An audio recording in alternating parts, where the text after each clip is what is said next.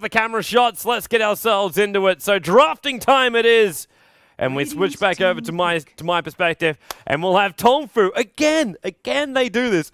The Alchemist as well as the Elder Titan Ben coming out from TongFu. They first pick up the Clockwork, so it seems like we're going to walk down the path which has already been trodden with the same bands coming out as well from StarTale, both the Lich as well as the Pugna being removed from our set. And, well, I don't blame him for taking up the Clockwork again, but this time around, the Venomancer will slip through. Venomancer, he was banned out during our last game. That was when TongFu tried to focus on the two supports there of StarTale, where they took out both the Naga as well as the Venomancer. This time around, the Venomancer will be a first pick material to go with the Weaver as well for StarTale, and we'll see Invoker now come up here for TongFu.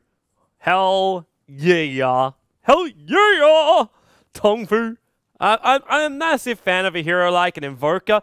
The issue or question I now have is, how are they going to make him work on the lanes? Now, we got to cast one of the games, what was the competition? It was the Dota Championship League the other night, and we're casting Fnatic playing their matchup. And one thing which I was casting with Clairvoyance, so one thing which we really noted was the fact that Invoker, he is one of these guys that should really be so active in every single lane without even leaving his own. And we're talking about Sunstrike here. Exort, Quas, Invoker is the standard build right now for Invokers. I'm not seeing many, I'm seeing hardly any Quas Wex. Like very few Quas Wex. And even now, the last one I'm trying to remember is about a month ago. So, yeah. Basically, it's all about the Forge Spirits, all about the Cold Snap control with the Forge Spirits, and then you can start getting into the later portion of the matchup, and that's when you can start adding in your Deafening Blast, your Chaos Meteorite, all these different kind of things which allow you to fight during the team fight. But the primary thing they're going to need TongFu is a controller up against the Weaver. Like, Rubik and Visage now being banned out here. I wouldn't have said Visage, even though we saw Assumption Damage would have been good up against a Weaver. Rubik's control, actually quite good, so good ban from that one. But Bane is the first one which comes to mind. You get a Crystal Maiden and a Venomancer, we get a lot of slow, we get a lot of slow. A little bit of a Frostbite too, so only one stun still coming out here from StarTale. And two Eras which can easily die to the Crystal Maiden as well as the Venomancer. And TongFu are now going to go into the Mirana. Now, we saw a core Mirana in our last game, and I'm wondering if in this lineup, TongFu are just thinking about a support Mirana. She gets a long-range arrow and a Crystal Maiden or a Venomancer, and that's instantly killed. No matter what. It's, well, okay, no matter what is maybe not really the best way to say that. As long as there aren't at least 3 other heroes standing around the Crystal Maiden, then Crystal Maiden will die. Lifestealer comes out here from StarTale too. Oh, they've got to go the Bane. They've got to go the Bane now. It's just, you need a direct stunner up against the Weaver. The other option they could try is going a little bit greedier and running an Enigma in the jungle, or just grabbing up. You wouldn't want to really run a Channer or an Enchantress up against the Lifestealer. It's just life points during the middle of a team fight. And if Lifestealer does go ahead and Midas style build, you're going to lose most of your army almost instantly. But having a controller to go through BKB is a primary thing right now for TongFu. Something that will go through that rage, or can just hold the Weaver in position even after he gets a Lincoln Sphere off and running. The Bounty Hunter was banned out. The Bounty and the Bat Rider, sorry, were taken out. So they don't have any of their invis reveal either. And there's only one more hero required for StarTale. And I doubt StarTale is going to be doing the whole, ooh, let's just run Weaver in the middle lane. That was a very unusual thing that TongFu did in the last game. So more than likely this will be StarTale again going to attempt an aggressive tri-lane with Lifestealer, Crystal Maiden as well as a Venomancer. That's why I say it's pretty greedy if you try and take something like an Enigma, because then you're looking for extra farm. You're going to be pulling more money out of that jungle. And yeah, life is just going to be a little bit more... Yeah, it's better. Okay, I'm happy with that. I'm happy with that. Radiant team back. Yeah. Live was just going to be very, very difficult because you wouldn't have as many heroes in the lane.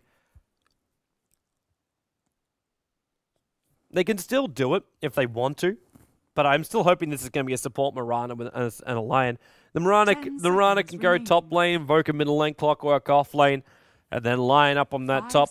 And the reason why I actually like the Lion pickup is because you're looking at multiple sets of disables coming out from him directly. So you can trigger the Lincoln Sphere, but in the early stages before Weaver's got the Lincoln Sphere, you start with your Hex, you follow up with your Impale, and then you got your Finger of Death. And the Finger of Death is just, the scaling of Finger of the Death is ridiculous for level 1. Like, level 1 ability, it's 600 damage, burst damage. It's still a cooldown of 160 seconds, but once you get level 3, 850 damage with a 40-second cooldown. Now, that scaling is magical for Lions. Absolutely magical for a Lion. 5 seconds remaining. Lena's kind of like the opposite end of that. Like, she has good burst damage, but her cooldown is really low from the very, very start. But it's just that burst damage they're looking for the Weaver. He's going to be focused down by that. Lifestealer, this looks to be a Forge Spirit workup from the Invoker onto him. But at the same time, we've also got to look at the Crystal Maiden and the Venomancer. TongFu, like, at this point, it's just the Mirana Arrow as well as Clockwork Hookshot, which he wants to use in Lifestealer probably, is the best way of initiating in. And sniping at the Venomancer as well as the Crystal Maiden, getting some momentum off their deaths, it's a big thing for TongFu. The other option is, I say the other option is they push in. In this kind of lineup, I kind of feel like TongFu should go greedy. Now, you got a Weaver and a Lifestealer. Both require high levels of farm to be effective. TongFu's got to farm, StarTale's going to farm up the heroes directly with the aggressive tri-lane. Leave Weaver on the bottom lane. Weaver up against the Clockwork's fine. Reserve time. Shikuchi damage won't really be what you use to harass the Clockwork back, because the fear of the cogs is just going to be too high. But your other option is, actually, they could almost dodge the lane too.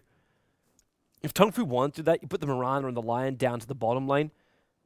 They can go with the Clockwork and then just leave another hero which can escape up on the top lane, or you can leave the Clockwork up on the top lane. If Lifestealer ends up there, they may end up having just this one-on-one style battle between Lifestealer and Clockwork, and both heroes I think will be fine with that kind of matchup.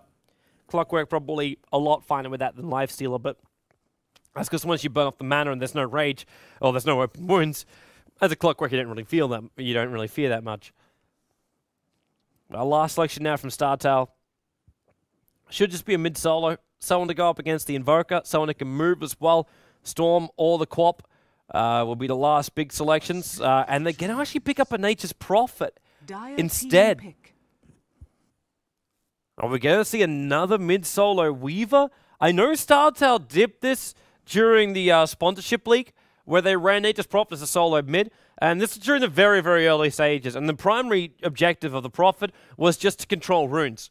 It's one thing which the Invoker... I remember when I was talking to Puppy about this as well, and I asked him why he never picked Invoker for Dendi anymore.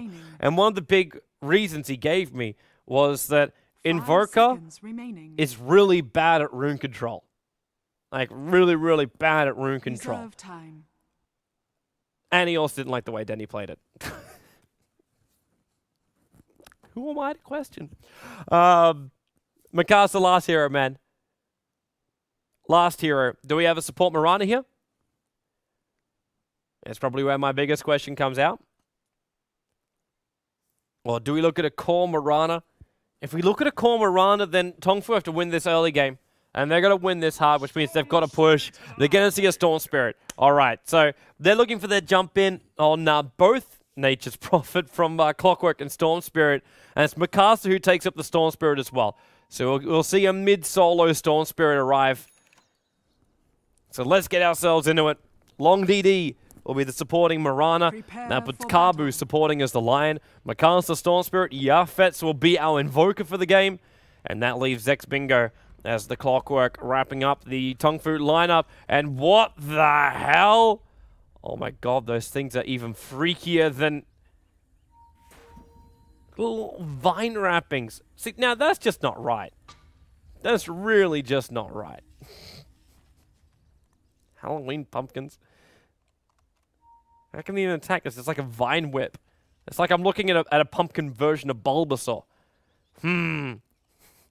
Weird. All right, so meanwhile, back over the StarTale lineup, we'll have 10 Bezzy. Oh, we're going to have a quick pause. 10 Bezzy will be the Crystal Maiden. was JYU as the life stealer. Then Gandhi is the supporting Venomancer, already warding up on the top. Puts MP down the bottom lane as the Weaver and leaves our last one as the Nature's Prophet, which will be played by YK, and he'll be taking that, by the looks of it, to the off lane. By the looks of it, he's going to be heading off lane, but at the same time, he hasn't picked up any items yet or spent any of his money, so he's just sitting there. He's leveled up trees that he's waiting to decide. So they're going to try and run. That almost looks like a bit of a dual lane possibility. Run Nature's Prophet as well as Venomancer up on the top. Run Weaver CM down on this bottom lane. And TongFu3, well, they're going to be running Storm Spirit in the mid. YaphetS up on the top. Kabu is supporting him. And then Clockwork on the bottom lane. Long DD can just stick around. His harassment over towards the Crystal Maiden is going to be better. Potential between the Arrow and the Frostbite. Yeah. It is. We're gonna see almost 2-2-1 lanes from all, but Gandhi is in fact starting in the middle lane. I'm not a massive fan of this. Really not a massive fan of this. We've got Long DD just hanging in the background, and you're seeing what Mikasa's able to do to control this creep wave. He's already managed to pull one in range of the tower, trying to keep himself close enough he can find some experience. But he knows he's going to get the last hit out in this one. Wants to delay up his own creep wave as well. Oh, failed. He shouldn't have attacked down the hill then, so he missed out on it. But up on that top lane, YaphetS. He always knew this was going to be a problem when you go up against someone like a Nature's Prophet, or too far out. Way too far out again for Clockwork. StarTale ganked him up almost exactly the same manner last game.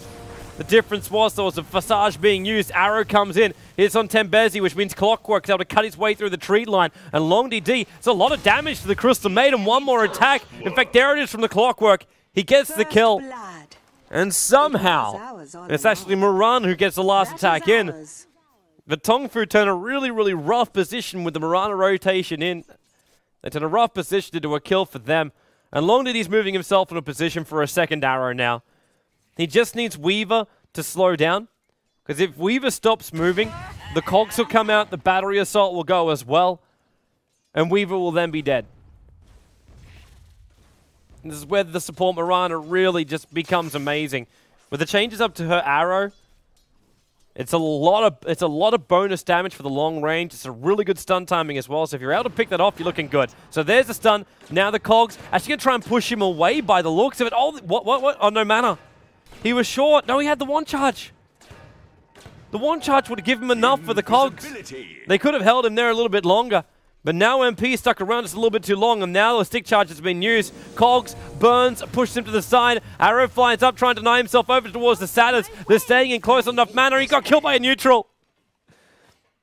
It's still Weaver having to die before he spent any of his money, which isn't really a great thing.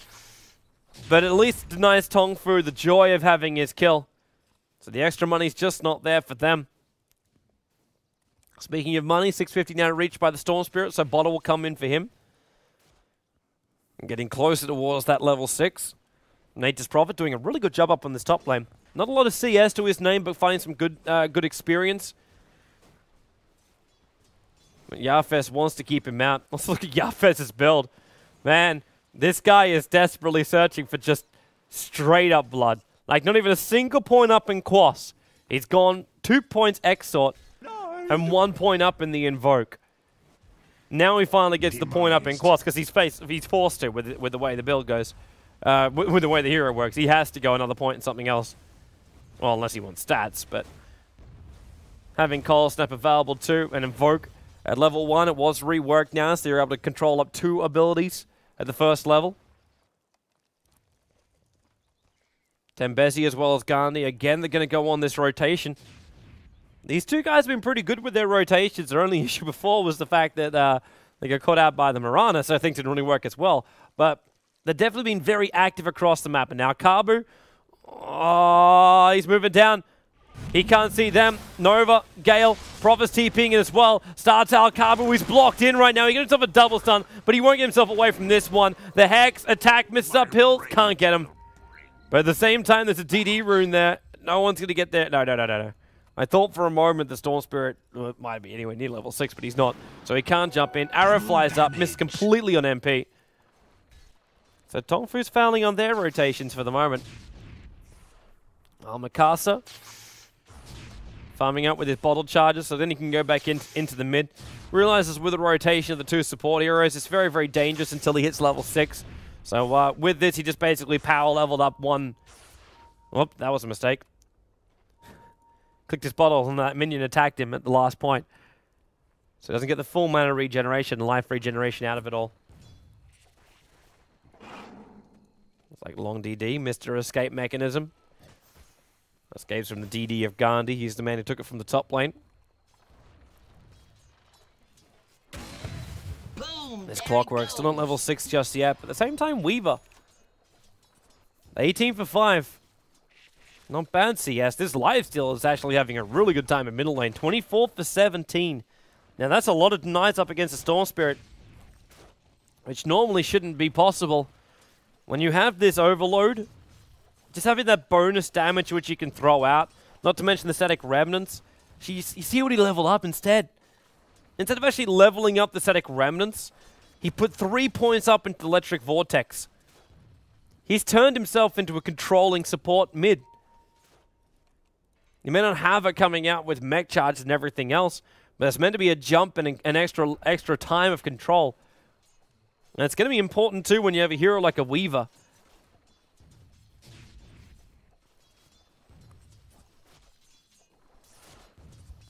Because Weaver will always be searching for that time lapse, so you need to control him as long as possible. Regeneration rune for Venno.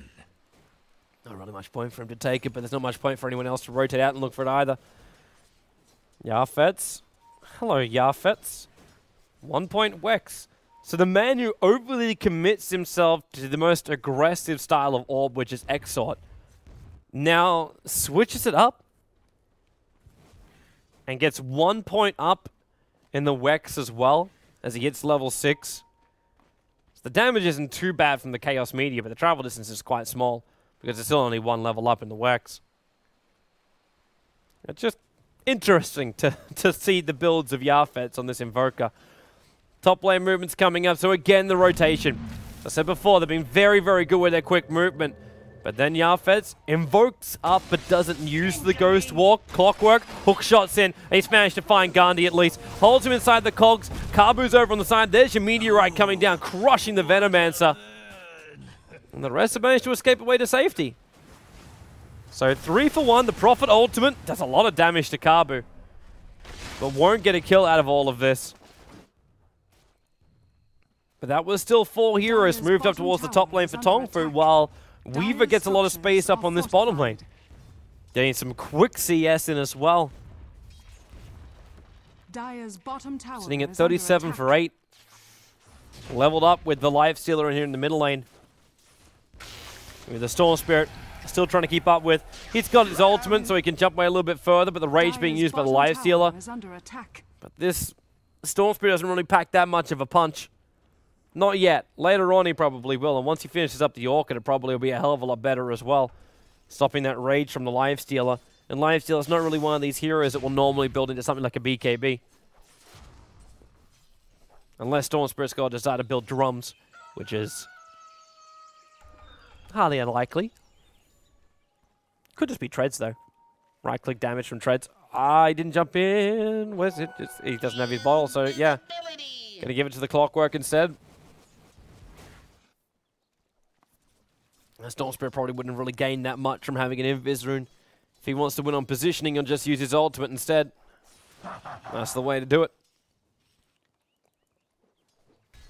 MP's now going to be on this bottom lane, still up against the Clockwork. And Clockwork, he's really going to have an itchy trigger finger on that R button. Wants that hook shot just to fly in at a moment's notice. Invoker, greed! And all the greed! Hand of Midas coming up here for YaphetS. Can you feel the farm? I hope you can feel the farm, peoples. Alright, so it's going to be gloves of face as well as the bottle, so it's going to be full Treads coming in for the Storm Spirit. So we're looking at attack style. I am still interested to see if he does go into the Orchid. Bottom lane movement. Again, this Crystal Bane as well as Venomancer. While I want to give props right now to Gandhi as well as Tembezi for moving themselves around the map the way they have, they still have to look to find farm. Look at the support levels of TongFu and what they're managing to pull out of here. Like, you got a line who's almost, like, he's just hit level 5.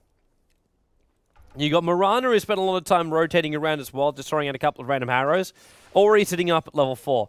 And then your supports have only just cracked the level 3 mark. This is something which you've got to do with supports. You need to have them active in the lanes, but you also need to make sure they find some level of farm. So seeing a Rubik who never gets a level 6, a Tidehunter who never gets Ravage, a Venomancer who can't get 4 levels up in his Plague Wards. And in fact, this Venomancer's build, it is just pure rotating killing. A man with no clarities, though, so it's not really going to be as effective. Not to mention he keeps getting scattered out.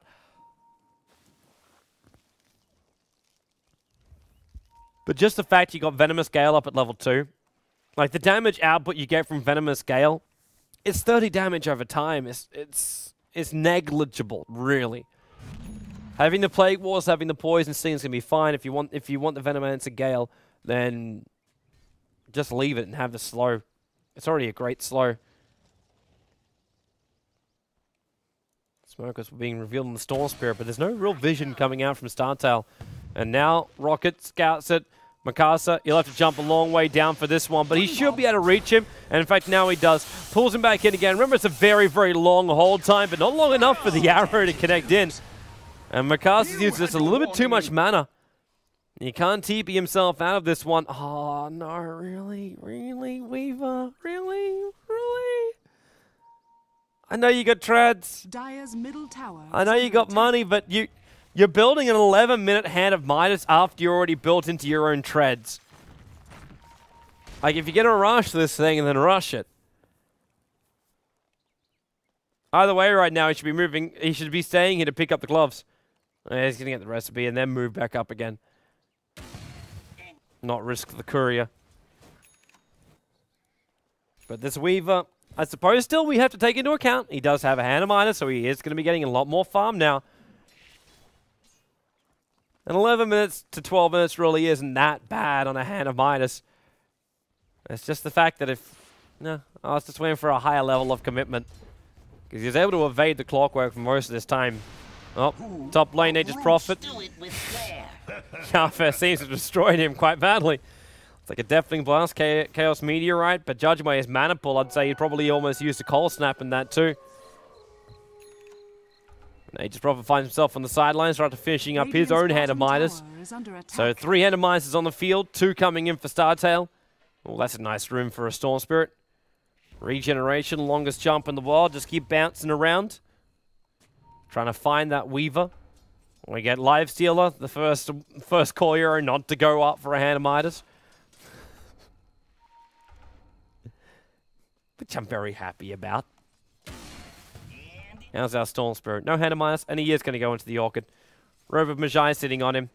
He knows this disable is going to be so critical later on, especially up against heroes, like if it is Weaver before he gets that Lincoln Sphere up and running. Long DD now going to attempt an arrow with the hold. Arrow, Sunstrike is already going to get the kill on him. Maybe not. They use the Finger of the Death. Here you die. And now Long DD will come in and fight Crystal Maiden. Caesar, arrow, point blank. Only 1 second, but Storm Spirit will jump in. Frostbite follow up by the Crystal Maiden of the Storm Spirit, but it was already too late. 2 heroes lost for StarTale in the mid.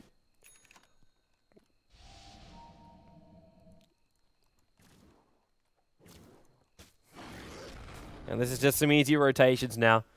So I talked about too with YaphetS being involved in all the other lanes. So he gets 1 point up in the Wex, so he's got the options for every single ability. So if he does have to jump in Viz, he can do it. As you saw before too, like, well, we end up seeing the end of it. The Deafening Blast being used too. And Chaos Meteorite, things which you don't have an option for unless you have that 1 point up in the Wex. But then he just racks every other point up into Sunstrike. He's almost maxed out his X-Sorts. That's a lot of damage. Sunstrike, it could come in towards this middle lane. In fact, there it comes right now. Bombs the Lifestealer. Storm Spirit needs some space, gets away from the tower. Needs a rune. 14 minutes, comes up in a moment. And it's going to be bottom. And it's going to be Invis. And Clockwork's already going to take it. Mirana ultimate being used. They walk the Clockwork in, bumping into the pumpkins on the way. And Clockwork, if he gets in close enough, he can cock that. Got to hookshot it now. He's too far away. Hookshot's in. Cogs now pop off. Arrow as well. Nature's Prophet's on the sideline. These Cogs still going to make it very difficult for Gandhi as well as for Tenbezi to get in close. And then the Invis rune just pops off from Clockwork. Issue he's got now is there's a sentry ward. Got to move further down out of vision, and he's successful. Can move into the tree line, probably just up in this little crevice in here, and then TP out. Look at him, yeah, straight on to X marks the TP spot. Dire's bottom tower is under attack. Throws one last rocket, and then TP's out. And they just profit. You get a hand of minus up and running, and this is what's keeping him in this whole CS battle, but you notice the net worth's completely changed around. That hand of minus Invoker, who's also getting now 3 kills for YaphetS, goes through a bit of a wander. But his Sunstrike's been working overtime. 7,000 net worth for him. And then the 5.3k up on this Weaver, who is now diving under the T1 tower to get the kill on the Lion. Used a lot of his mana already. The pumpkins come in. Arrow. YK. Almost took his nose off. YaphetS. Was he going to Yule Scepter? Deafening Blast. Holy Hannah! Crystal Maiden used to exist here. Rest in peace. You see that extra damage and like a straight up Yule Scepter Invoker. Like with Phase Boots and Yule Scepter, this is like all kind of stock standard high movement speed Invoker. Like Invoker who can walk around with the equivalent of a haste rune. It's like running between your lanes so quickly. He's everywhere without having to have like blinks or TPs or anything like this. But you can also buy up the BTs, which give you maximum movement speed. But he's got Phase Boots instead for now. Bottom lane, Storm Spirit jumps to Nature's Prophet. No Orchid available, but he doesn't need it up against Nature's Prophet. See, this is... Now, for those of you who out there who actually read the questions and answer time, which I did over on Reddit when I was like bored in the Korean airport, long range, oh, 5 seconds. 5 seconds. It's too good to be true. Impale as well as Finger of Death. Long Deal will get galed up, but now with the Battery Assault, he's going to get himself in range. Mirana ulti also being used, but they're still in range of the tower. But Garni, the damage from a level 4 Battery Assault is more than enough to get a kill, and Clockwork can turn on this. In fact, I'm pretty sure he's going to. Yeah, he does. Hook shots in, Arrow will connect, 2 seconds on the stun, pushes him back out again with the Cogs. And we go 2-15, and the advantage will start to stretch even further down right now. While they don't have a gold advantage of really that much, it's over 3,000 for 17 minutes in. It's because they haven't taken any towers yet. The towers will now start to go down. Fortification trying to keep him out. The Prophet ulti was not enough damage to bring down Kabu again. And there goes the mid tower. Mirana will take that one. And what are we getting as far as key items up and running now? I saw a 4-staff. Is that the Invoker's 4-staff? We're going to 4-staff, yeah, for YaphetS. Orchid Recipe sitting in there as well. And that's for the Storm Spirit. And that's now... Okay, so we got full Orchid and we have a 4-staff up for YaphetS. Who's now 5-0 with 104 CS. A net worth of 9,000. In comparison to everybody else, quite good. 3k over that of what Weaver is running ahead of Midas. And Weaver's not bringing anything to fights now. This is the downside about when you go something like this so late. Orchid now going to go on the Live Stealer. Arrow flies in, Sunstrike. It's going to be soaked up by the Radiant Creep Wave that was there. And Makasha, oh, nice block. Really, really nice block.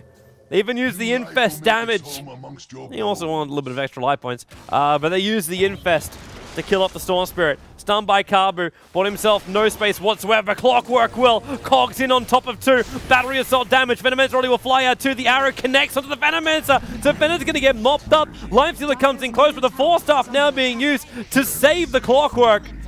Well, they dive in deeper. Yule Scepter, Sunstrike, Meteorite being crushed by every single element that Invoker could muster. And poor Tenbezi hiding behind the tree line. He managed to get the Frost out on the Invoker. The arrow will spot him out too. But look at Invoker. Deafening blast him. And it's right-click damage. Oh, YaphetS goes down. 951 gold. Split between them all because the tower got the kill. But the Prophet ulti, he bought back to do that as well. Storm Spirit's now going to jump in the middle lane. No Lincoln Sphere. Orchid damage will pop him. Couldn't time lapse. He was going to die then no matter how he approached it.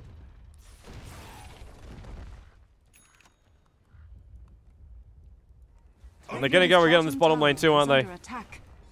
Mirana's got arrow off cooldown. They see Nature's Prophet moving around. Sprout's there. Oh, Mirana might have to leap. Yeah, she does.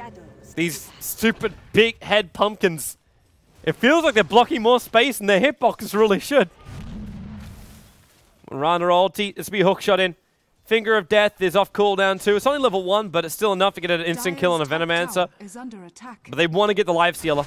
Primary goal, but I guess you'll take what you can get. And that's going to be Nature's Prophet on the bottom lane. Trees being moved around, which means arrows can now connect. Long DD, one charges, going to turn it to fire off this arrow at the same time. Clockwork's managed to get one kill. There goes your arrow, fire off. Gandhi, the Venomancer ward, was going to finish the job anyway, but in comes the rest of them. Storm Spirit and YaphetS, Yule Scepter, Stepping Blast, pushing the life stealer back. No infest available for him right now, but he's going to be orchid up, pulled back in again. Storm Spirit too low on life, but YaphetS is just keeping the damage rolling. The Ice Wall, the Meteorites, Long DD, they're trying to find this Weaver, and they found him perfectly. Arrow will fly, Weaver will evade. Clockwork, no ulti available. Thought it was going to 4-star in YaphetS then, but not going to happen. Runes up on top lane too, a regeneration to boot. But TongFu3 just keep fighting on this bottom lane. They haven't taken the T1 tower yet though, so possibly should be looking into that. It's like Curry is looking into buying something up nice. So we got, what do we got? YaphetS starts his Aghanim Scepter. The point booster coming up for him. It's like Curry was sent back for a quick moment. Void's turn as well. But that one belongs to the Storm Spirit. Radiant's bottom tower He's currently dead, so maybe a Lincoln Sphere can be coming out from him, but more than likely it'll be Sight Device. Look for the double disable. Dire's middle tower is under attack. But this Storm Spirit is really fat.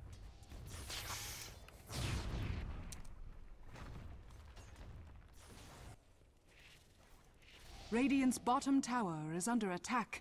And Kabu and Long DD, this is just some patience. No one comes down to defend the bottom tower. Has fallen. Prophet's managed to buy up a mech. Hand might still off cooldown. Go. These guys here. Get some money, man. It's free gold. You gotta love gold. I think he wants to come too close towards the Weaver in case he cramps his style. Either way, now he gets some vision. And we go. And Zemize it. Top tower goes down the catapult, but in the meantime, TongFu3, they're in having some fun with Roshan. 4 seconds for the stun. Where's that Alacrity invoke? Oh, he can't. It's on cooldown for the moment. But if YaphetS can get the last hit here, it'll be about 300, 400 gold away from having his full Aghanim Scepter, already sitting at around 1900 gold. But that's if TongFu3 allow him to have the last hit. What's he going to move up? He sells the Hand of Midas. So Aegis the Immortal goes there, and I was wrong with the Hand of Midas sale. He actually has a full Aghanim Scepter. And there it is being purchased up. So 22 minutes and a half. Yule Scepter Phase Boots, 4-star Aegis to the Immortal, and a full Aghanim Scepter for the Invoker. His farm is decent. Storm Spirit's looking for some snipe-offs, using himself as a human ward. How many remnants can you do? Wow. Wow. Wait, jump down. Snipe off, definitely. Wants to back up a little bit further so we can pop this regeneration rune in a moment. Same time, looks like in the middle lane, Mirana was able to get a kill on the Weaver, and doing it solo? Wow. Tower is under attack. 5-second stun it must have been then. Only other way that could have happened. Either that or Weaver just way too low on life. Storm Spirit jumps in, and that's Crystal Maiden. Ulti away. Has already used his regeneration rune, but now they're going to jump in deeper. YaphetS, Yule Scepter, Sunstrike on the way down. Deafening Blast means the life stealer cannot rage himself up. He can't do it anyway. The Finger of Death ensures the kill. Garni will throw up the big ultimate, but with the 4-stars, they break through the tree line. 4 euros lost for the price of nothing. Storm Spirit TP is out. The Venomancer Goo is not making life fun for them. So TongFu3 have to run out underneath the under the cover of the tower. Or onto the firepower of the tower, I should say, not the cover. But they all bail out. Mirana died killing up the Weaver in the middle lane. And then they just jump in and lose a single hero, making their plays on the bottom. TongFu3 looking very strong and proper. YaphetS playing wonderfully. This Invoker now, 8 for 1. He does, however, have a death to his name. Well, the Clockwork walks around with 6-0-11. So again, we look at the Clockwork trying to go in for BKB. Yule Scepter, Sunstrike, Deafening Blast, and Meteorite. Crystal Maiden doesn't even stand a chance. Even the arrow. Oh, whoa, whoa, whoa, whoa. Prophet, what are you doing, man? What are you doing? Cold Snap comes out. Rockets be flying down. Radiant's bottom tower is under attack. And Storm Spirit's stalling up the middle lane Weaver. He still doesn't have Lincoln Sphere. He puts up his Perseverance. But that's basically it. I don't know, let's go like... Poitchest? He poitchest. He poitchest it. Radiant's Bottom tier with 2 towers now gone. Attack. Dire's top tower More money, and with the last hit, that's Clockwork's Radiant's BKB. bottom tower has fallen. He'll fly it out to himself now. Radiant's There. middle tower Oh, yeah, is she's under just short. attack. My bad. Good on that. Good on math. But with the mid-tier 2 tower to go down, that'll be the 200 gold he needs for the BKB.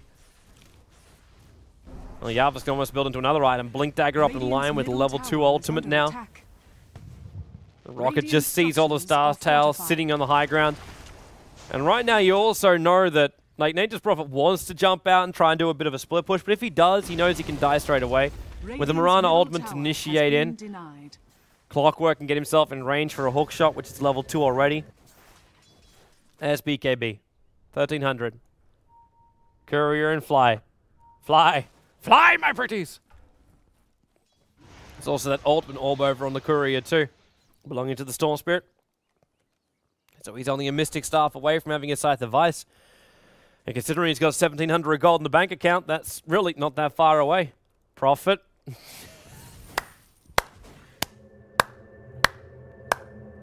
Allies disappear. Top lane maneuver. Sentry Ward starts attacking him. They realize what's going on. They can lose their Radiant's top Observer Ward. tower is under attack. Best way to farm. They're going to go right down the Life Stealer. Finger of Death, it's not going to be used. Well, it wasn't required either. With that high damage Sunstrike, let's see, yeah, what are you doing? You can't fight that. It's just, no, you can't. No. Storm Spirit. Oh. There goes Weaver on the top lane. And now it's going to be more. Clockwork doesn't have an ultimate to jump into, but they got an arrow. And if this one can hit, nice 4-stuff away. Up to the high ground for YaphetS. We don't need no 4-stuff. Deafening Blast gets Gandhi as well as YK. And we're going diving, boys. It's the deep end of the pool from the longboard. Down. Dies from the fall. 36-8 right now. TongFu3 squad. The third. It's like Archibald the third. Now go high ground up the mid. 4 heroes on the sidelines. And they'll just see if they can breach all. However, YaphetS taking a little bit too much damage from the tower right there. Needs the creep wave to come in with him. While top lane Storm Spirit's beating down the tier 2 tower. His full Scythe device is now done. The only thing he needs now is life points. Which he has an Invisor on the bottom lane if he wants to do the bottle up. But Aegis the Immortal is going to be reclaimed shortly as well. So YaphetS, he'll regenerate back up to full life as well as mana. That's why he's not too concerned about himself. Yeah, 30 seconds and he'll regenerate back up to full. And the movement's coming over from Storm Spirit. He still needs some more life points. Has someone even purchased up like an urn or something? Nope. No urns. With 36 kills on their team. No urns. Just went the Blink Dagger instead over on the line. He went selfish with the Tranquil Boots. The Storm Spirit, he actually walked all the way down there to pick up the Invis rune so he could bottle up. Oh, I like it. And it was literally just so he could refresh his bottle. Because he triggered the Invis rune to the bottle charge and then just triggered his second charge when he could.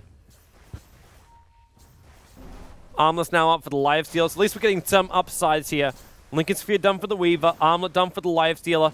Venomance is still pretty damn raw, and the arrows managed to connect. Sunstrike, Deafening Blast pushes in. Clockwork with a latch in too. Gani will get the stick charges up, which means he gets the wand off as well. And ulti in with it. And Gandhi though, it's just too much. It's way too much. It is GG well played. It will remain 2-0. Arrow flies in. Oh, connected. You know they're jumping for that. They know. You know they're jumping for that. But it's over. Game was good.